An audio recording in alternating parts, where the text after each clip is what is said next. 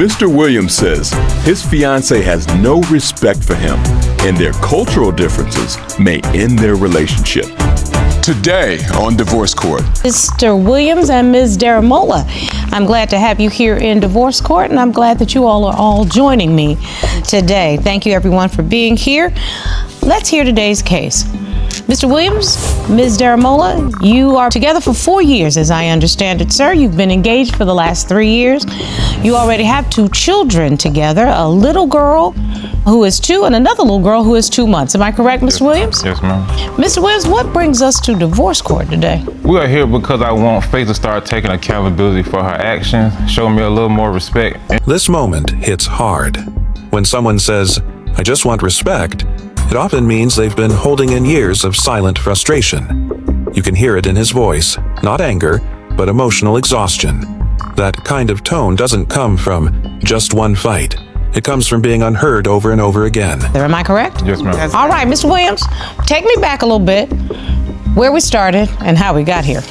All right. Well, we met at a warehouse job here in Atlanta. When I first started working at the job, I was just actually leaving a toxic relationship before I met Faith. She actually became my friend at the job, and I was kind of intrigued by her because I always had a thing for foreign women. You're from Nigeria, if I'm not mistaken, correct, ma'am? Yes, I am. Okay. So I was thinking, God is answering my prayers. I'm leaving a toxic relationship, and He's bringing me somebody who I actually got a dream to be with, a foreign African woman. And it's Faith. How long did you date before it became serious? I'm not good with old time, but I know no more than 4 months. And did you move in together? It was like a year later after that. Okay. But as I understand, you started having children pretty quickly then. Yeah. All right. Mr. Daramola, did you feel the same way about Mr. Williams when you first met him?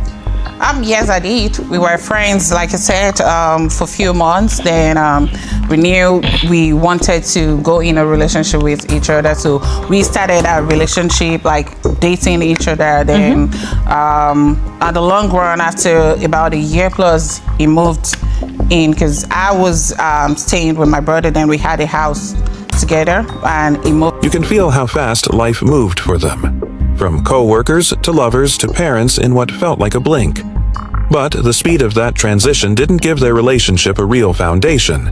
Sometimes love alone isn't enough. Without alignment, even good intentions turn into daily misfires. Mr. Williams, I'm curious because it sounds like you all really did have a plan in place of what you wanted to do. I'm looking at your background. Young people, you were in your 30s, and so you were actually at the end of your 20s. So it was time to really like kick it in, right? Yes. What stopped that progress? What started the process? Well, we actually was going on a date in the beginning, and her father came home. She was staying with her parent at the time, and her father came home and met me in the living room as she was getting ready. How long had you all been dating at that point? Maybe about four or 5 months. Okay. And me thinking that, I'm thinking she's telling him that I'm her boyfriend, not knowing she's telling her family member or her father that I'm just a friend around the way at a job. You understand what I'm saying? So then this situation, when he see me on the couch and he looking at me like, "Who are you?" I'm like, "This Sean. You don't know? You don't remember me? Yesterday we were just drinking water talking about Atlanta Falcons losing." You understand what I'm saying? Like, it's me. As I'm getting out waiting for her to come out, she greets us and trying to see what's going on with the issue, but she never really kind of fixed it or diffused it or say, "Well, she didn't say, Dad, no, Papa, this is Sean, this is my boyfriend." And that's what I was waiting to hear. And This part gave me secondhand embarrassment. Imagine thinking you're meeting your future in-laws, but your partner introduces you as just a friend. That stings. But also, there's a cultural disconnect here. What feels like disrespect to him might actually be tradition and caution to her. It has to get to a relationship where there's a respect right there. But wait a minute, actually, there's a process is what you're saying. That's right. There's a tradition of you don't just bring random people over to the parents, is basically what you're telling me. That's right. So here's my question. How was Mr. Williams supposed to know that this process was going on, or what your tradition is if you did not share that with him? Our relationship was not divine at that point. We were just friends going out, like seeing each other. You understand what I'm saying? Like, it's not, because he was still in his previous relationship. He did tell me he's looking to date other people. When I met her, I was on the end of leaving one when I actually met her. So she met me in the end. You might need to give your draws a chance to drive before you get into another relationship. Okay? As I understand it, Ms. Daramola, you all were casually dating. That's right. And this was not your, quote, boyfriend because he already had a girlfriend. That's right. Okay. Like I said, he was coming from a relationship. So he wasn't over that relationship. He was still in that relationship. I understand. So now, Mr. Williams, help me to understand what it is you thought was disrespectful if she's telling me the truth. Why did you have the expectation that she would make you her boyfriend until you actually were? Because we were sleeping together. Anybody who I'm sleeping with, you're my girlfriend or you're an item, you're something. You're not just a random guy I met at the Chevron. But wait a minute, hold up. I'm gonna do you just like you just did her. How's she supposed to know that? This is where the whole case cracked open emotionally. He assumed commitment because they were intimate. She assumed freedom because he never made it official. This kind of silent expectation on both sides is why so many relationships fall apart. It's not always about cheating or betrayal. Sometimes it's just a miscommunication that grows like mold in the dark. I understand there's some additional cultural problems. Yeah. Why don't you tell me that? It could be like, I could be literally getting ready, she can be getting ready for work, and she'll just bring up, well, in Africa, the women in Africa don't have to work. My uncle take care of my aunts and nieces, and she can do whatever she want with her own money. My dad did that with my mom, and this, that, and the other, but you in America now. Like, the rent here is $2,000 for a box. You understand what I'm saying? And working the job, even getting paid $20 an hour can't even cover that rent. You understand what I'm saying? It's not that I want her to help me pay the rent. If I had the money to pay it and I can still live my life and she still can get her nails done and look how she looking now with new shoes and a new wig on, I'll be glad to do that. But I'm not operated to do that. It's not, I can't do it. I just can't do it. I'll be lying to myself. Mr. Williams, nobody is telling you that you have to. And I move to Ms. Daramola. Ms. Daramola, Mr. Williams says he has laid out who he is and what he brings to the table. Is that enough for you, ma'am? No, ma'am. I know who he is and I know what he brings to the table. I know what he can afford, what he can do, and what he cannot do.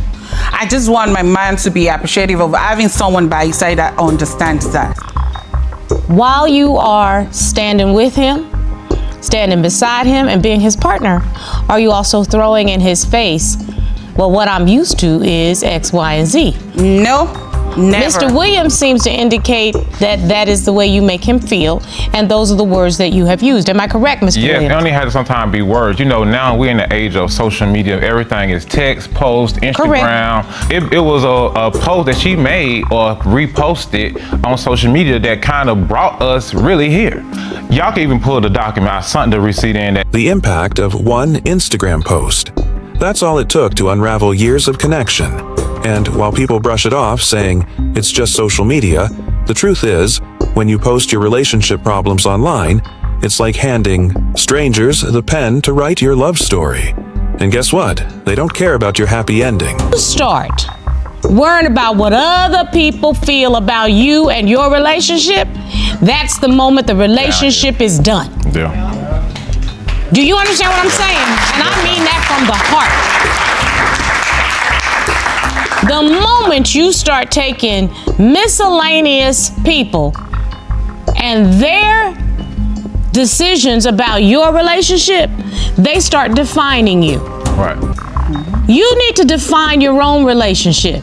Now, of course, family members matter, but family members don't need to hear about your relationship from social media. Your uncles don't need to hear about your relationship from social media. And I can see exactly what the problem is right now between you. I don't need to hear another story. You've just not sat down and talked about what relationship is, what you have as an expectation, what you have as an expectation. I hear the way you describe Ms. Daramola. You love her. I have no doubt in my mind. None whatsoever. The fact that throughout this conversation you have referred to her as your queen makes me feel so content that you're the kind of man that will treat her like a queen to the extent that you have a kingdom. As much as you have in your kingdom, you want to share it with your queen. Right. Ma'am, you have to determine if that kingdom is a kingdom that you can live in. Because guess what? You ain't in Africa no more. You in Georgia. And if you want to be with this king in the kingdom of Georgia, then you all are going to need to learn to compromise and talk to each other. Something tells me from that smile, you picked him, you had babies with him, you don't mind being the queen of the kingdom in Georgia. Am I right? Judge Starr's words were like medicine, blunt but necessary. She saw the core issue. They never talked. Not about expectations, not about traditions, not even about what they wanted. Sometimes love isn't loud. It's patient conversations, over and over again, until you finally hear each other. Now we are getting a therapist. Are you ready to talk about to do it? Yes, I've been wanting to do that. I've been nervous, but I know we got to have this for our daughters' sake.